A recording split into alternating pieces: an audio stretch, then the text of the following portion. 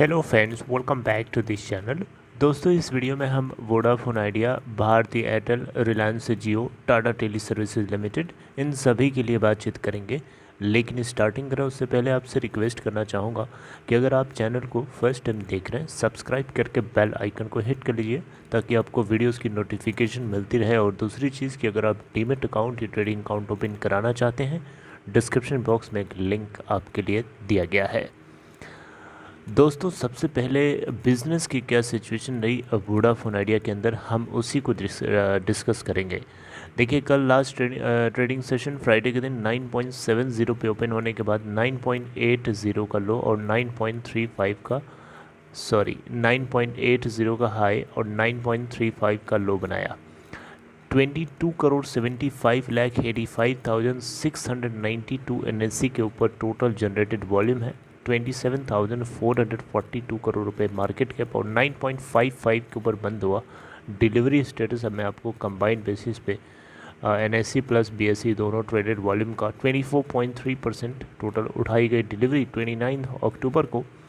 अगर नंबर्स में देखें तो 29 करोड़ 97,91,400 शेयर्स की ट्रेडिंग करी गई, जिसमें से 7 करोड़ 29,51,500 शेयर्स की टोटल डिलीवरी उठाई गई।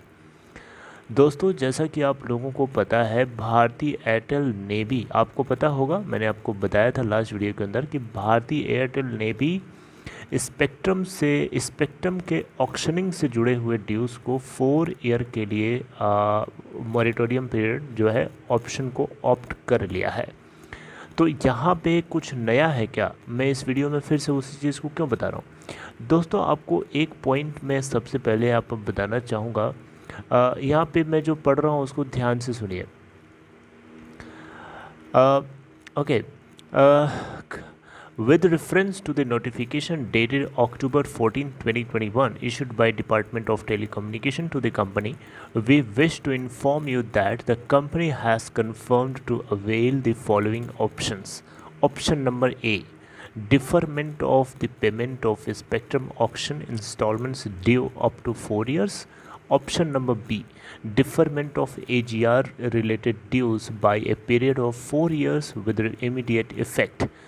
आई थिंक अब आपको समझ में आया होगा। इससे पहले वोडाफोन आइडिया की तरफ से सिर्फ ये बताया गया था कि स्पेक्ट्रम ऑक्शनिंग से जुड़ी हुई इंस्टॉलमेंट्स के ऊपर जो मॉरेटोरियम है उसको कंपनी ने 4 सालों के लिए चूज़ किया है, यानी डिसाइड किया है। लेकिन एडजस्टेड ग्रॉस रेवेन्यू AGR से रिलेटेड ड्यूज़ के ऊपर 4 ईयर का जो मॉरेटोरियम पीरियड था उसको डिसाइड करने के लिए 29 अक्टूबर 2021 was the last date to reply। और 14 अक्टूबर 2021 को डिपार्टमेंट ऑफ टेलीकम्युनिकेशन ने एक नोटिस सर्व किया था इन चारों कंपनीज़ को, टेलीकॉम कंपनीज़ को, ये पूछते हुए कि आप लोगों को ये ऑफ़र चाहिए कि नहीं चाहिए। तो बहुत सारी कंपनीज़ ने मना किया है। मना किसने किया है? अब आप खुद ही समझ गए होंगे। मना रिलायंस जियो ने कर दिया है। रिलायंस जियो ने साफ से मना कर दिया है कि वो 4 ईयर के स्पेक्ट्रम ऑक्शनिंग से जुड़े हुए मॉरेटोरियम को ऑप्ट नहीं करना चाहेंगे। और इसको लेकर के जियो ने रिसेंटली डिपार्टमेंट ऑफ टेलीकम्युनिकेशन को 10,700 करोड़ रुपए, जी हाँ, 10,792 करोड़ रुपए का अमाउंट, जो कि 2016 के स्पेक्ट्रम ऑक्शनिंग से जुड़ा हुआ ये अमाउंट ड्यू था, उसको पे भी कर दिया है। और उसके पास बहुत ज़्यादा अमाउंट बचा हुआ नहीं है। 2013, 2011 और 2014, आई थिंक यही 3 ईयर्स हैं जहाँ पे स्पेक्ट्रम ऑक्शनिंग हुई थी, जिससे जुड़े हुए थोड़े बहुत ड्यूज़ बचे हैं। तो उसने कहा कि वो अपने इन ड्यूज़ को पे कर देगा। वो स्पेक्ट्रम से जुड़े, ऑक्शनिंग से जुड़े हुए 4 ईयर मॉरेटोरियम को अवेल नहीं करना चाहेगा। भारती एयरटेल ने कहा है कि वो 4 ईयर मॉरेटोरियम को ऑप्ट करना चाहेंगे। वोडा आइडिया ने कहा है कि वो 4 ईयर मॉरेटोरियम को ऑप्ट करना चाहेंगे। दोनों चीज़ों के ऊपर, स्पेक्ट्रम ऑक्शन से जुड़े हुए जो इंस्टॉलमेंट्स हैं उसके ऊपर 4 ईयर का मॉरेटोरियम, प्लस AGR से रिलेटेड ड्यूज के ऊपर भी 4 ईयर के मॉरेटोरियम को ये कंपनीज वोडा आइडिया ने भारतीय एयरटेल अवेल करना चाहती हैं। इवन टाटा टेली सर्विसेज भी चाहती है, इन्हीं के फेवर में है, लेकिन रिलायंस जियो नहीं है। ये तो रही पहली बात। दूसरी चीज़, 90 डेज़ का सरकार ने जो समय दिया था उसका क्या, वो क्यों दिया था?